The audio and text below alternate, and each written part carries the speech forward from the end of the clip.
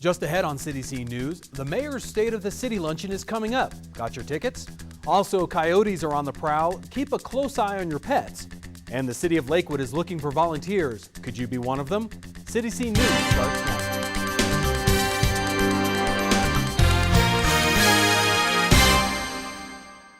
Hello and welcome to City Scene News. I'm Jonathan Kirsch with the latest on Lakewood news and events. During the February 13th regular City Council meeting, council members approved a resolution to express City Council support for a grant application to Great Outdoors Colorado for trail repairs at Bear Creek Lake Park. The council also set the date for a public hearing on a budget allocation for replacing portable radios for the police. The public hearing will take place on February 27th at the next regular City Council meeting. In other news, congratulations to Ward 4 City Council member Adam Paul, who was recently named Elected Official of the Year by the West Chamber. And here are a few calendar updates for you. February 20th is President's Day, a national holiday, and city offices will be closed. Also, there will be no City Council study session that evening. Make plans to attend the 2012 State of the City Luncheon on Wednesday, February 29th from 11 a.m. to 1 p.m. at the Sheraton Hotel at 360 Union. This annual program is presented by the Lakewood Foothills Rotary Club and helps fund Rotary projects in Lakewood, such as youth scholarships. Reservations are required, so for tickets, go online to blacktie-colorado.com/RSVP and enter the event code Lakewood229. For more information, contact Ernie Watucky at 720-323-8458. And don't forget, Pete Royball's Ward 3 monthly meetings have been changed to the third Saturdays of the month. The next meeting is scheduled for Saturday, February 18th from 9 to 10 a.m. in the cafeteria at New Hope Ministry at 875 South Sheridan Boulevard. To find meeting times for other wards and to view the February 13th City Council meeting, go online to lakewood.org. Would you like to take on a more active role in city government and community solutions? If so, consider applying for a position on a Lakewood Board or Commission. There are openings on the Advisory Commission for an Inclusive Community, the Board of Appeals, the Judicial Review Commission, and the Lakewood Planning Commission.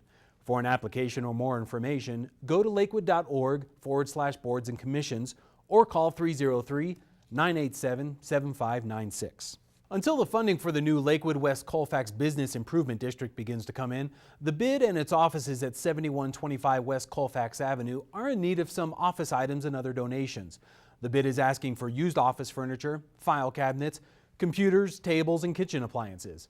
Once the offices are spruced up, the BID will offer co-working space to emerging entrepreneurs to help develop new businesses along West Colfax. For more information, call 303-275-3430.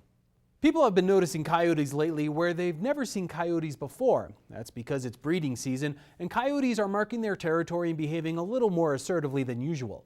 Remember to keep an eye on your dogs even when they're in the backyard, and always have them on a leash when you're walking them in parks. If you see a coyote nearby, wave your arms and make noise to scare it away. For more information on coyotes, watch the Coexisting with Coyotes video at lakewood.org by clicking on the KLTV8 logo and searching under specials. You can also go online to wildlife.state.co.us. The U.S. General Services Administration is looking for vendors who want to participate in its farmers market mid-June through early fall. The market happens every Thursday from 11 a.m. to 1 p.m. rain or shine. For more information and an application, go online to gsa.gov/DFC Farmers Market. Lakewood High School students recently competed in the 22nd Annual Colorado Science Bowl at Dakota Ridge High School. 28 teams from around the region participated, and the lesson of the day was it's not whether you win or lose, but how you play the game. It wasn't Jeopardy, but Brainiacs did make a buzz at the annual Colorado Science Bowl recently. Students from Lakewood High School went head-to-head against 28 other teams from around the state, trying to best their competitors by being the first to correctly answer tough science questions. It's a little stressful at times, when you're down a couple points and you need a big question. But for the most part, it's just, I'm just out here to have fun. These are hard questions. The average person on the street would be flummoxed with a lot of the questions these guys can get. The event was a day-long competition sponsored by the Department of Energy and the National Renewable Energy Laboratory and hosted by Dakota Ridge High School in Littleton. So how do students prepare for rapid-fire questions that cover everything from physics and chemistry to biology, math, and anthropology? These guys have typically had 1, 2, 3, or even 4 years of high school science and sometimes multiple sciences. So I've got to give kudos to all my peers at Lakewood High School who give them great training. And then as far as the competition itself, I try to be a stickler for the rules. If they blurt, I tell them they lose points. If they interrupt, I take points away. So I try to make it as real as I can for them. Lakewood really pushes students towards excelling in all areas, so science is definitely one of those, and I think it's prepared us a lot for this. Although Lakewood High's junior team was eliminated in the morning rounds, the senior team made it to the afternoon competitions. It comes down to really a couple things, who remembered that, who saw that in the textbook, The questions cover such a wide variety of topics that sometimes it just comes down to a little bit of luck. And sometimes it's just who buzzes faster. So what do students get out of this experience that makes it all worthwhile? Yeah, it refreshes the knowledge that you knew a lot, because a lot of times you just take a class and you pass the test and you don't really remember a lot of the knowledge, but Science Bowl, it really brings that back to you. You have to think about all this stuff that you've learned, and it makes you a lot more excited about science, so you can realize, wow, I know all of this stuff. It's amazing. The Lakewood High School team competed valiantly, but ultimately Cherry Creek High School won the day. Yeah, I guess it was a good experience, and I'm excited to do it next year. Yeah, I think next year we're going to dominate. Congratulations to the Cherry Creek High School team who won the Colorado Science Bowl and will now go to the annual National Science Bowl in Washington, D.C. in late April. Do you need help filing your IRS tax return? Jefferson County Public Library can help. The library is offering free counseling and preparation assistance at local libraries. For more information, visit jeffcolibrary.org/taxes. The redeveloped Quail Street Recycling Center needs volunteer greeters to direct people to the appropriate bins for their recyclables. Cardboard is being sorted out for compacting now, and starting in March, plastics will have a special bin for pre-sorting. Single-stream recyclables also will be accepted. The center is located at 1068 Quail Street. For more information, go online to lakewood.org/green or call 303-987-7974. It's that time of year when Lakewood Regional Parks recruits nature lovers to be volunteers. If you want to build trails, patrol parks, and burn calories at the same time, go to the Volunteer Open House on Saturday, March 3rd between 10 a.m. and 2 p.m. at Bear Creek Lake Park. The park is located just east of C-470 at 15600 West Morrison Road. For more information, call 303-697-6159. Two Lakewood elementary schools, Dean and Stein, recently received grants for outstanding success in improving academic performance.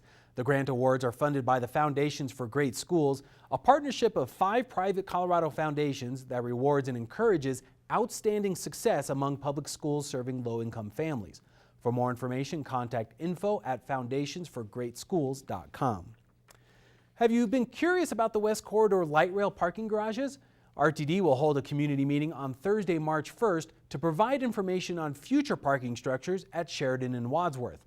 The meeting will start at 6 p.m. at the RTD West Rail Line offices at 10455 West 6th Avenue in Lakewood. That's the Boy Scouts building. For more information, contact Brenda Tierney at brenda.tierney@rtd-denver.com. And not only has interurban rail car number 25 been restored to her former glory days, she's got the credentials to prove she's a mover and a shaker. In mid-January, the rail car was listed on the National Register of Historic Places in recognition of its contribution to the heritage of Colorado. Although number 25 is being stored at the Federal Center, plans are in the works to move the rail car to the future RTD Oak Street station. If history and historic places are important to you, share your thoughts and ideas at the Historic Preservation Open House. It all happens on Thursday, February 23rd from 6:30 to 8 p.m. at Lakewood's Heritage Center at 801 South Yarrow Street. For more information, visit lakewood.org or call 303-987-7507. That's all for this edition of CityC News. For more information on city events and issues, please visit lakewood.org. We'll see you next time.